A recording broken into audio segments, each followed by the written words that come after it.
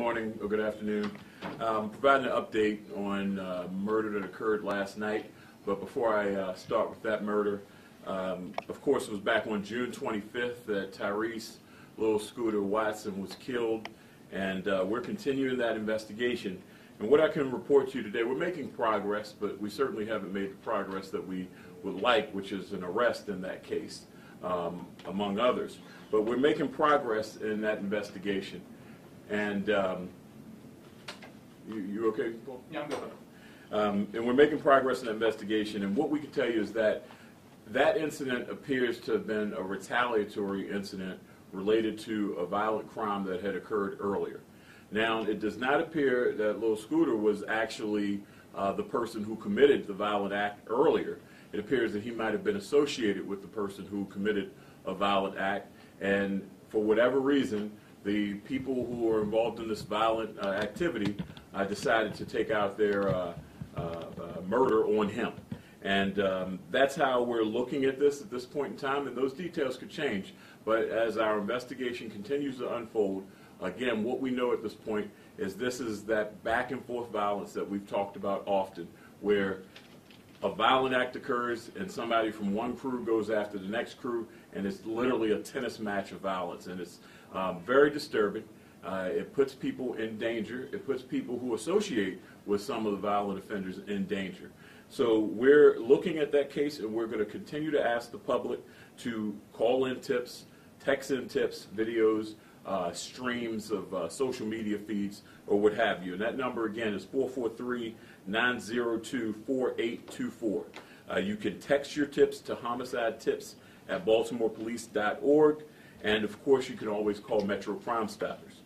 That brings us to yesterday evening's murder, which occurred about 7:45 p.m. on Anoka Avenue in the northwest portion of Baltimore.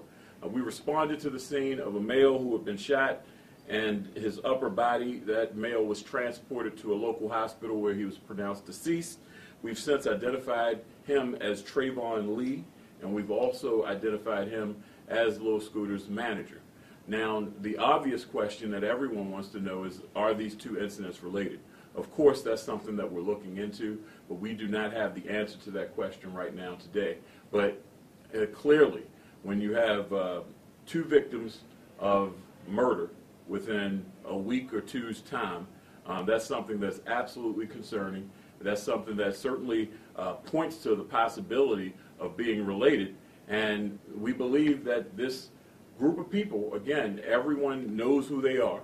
And we made a plea back then when Lor Scoota's death occurred to not engage in this back and forth violence.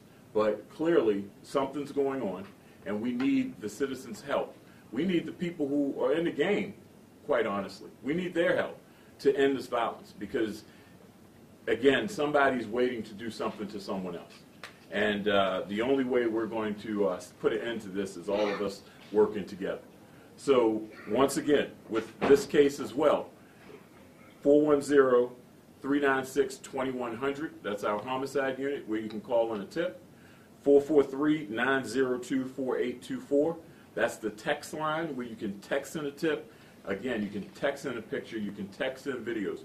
We've gotten a number of them, and I can't even begin to describe how many tips that we've gotten in the Lor Scoota investigation. We wish we could do that in all of the investigations. We truly do, and we don't want people to forget about that.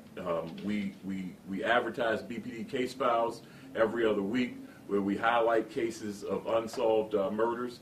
So we want people to be motivated to solve murders and get these violent offenders off of our streets, because that's who's committing these acts.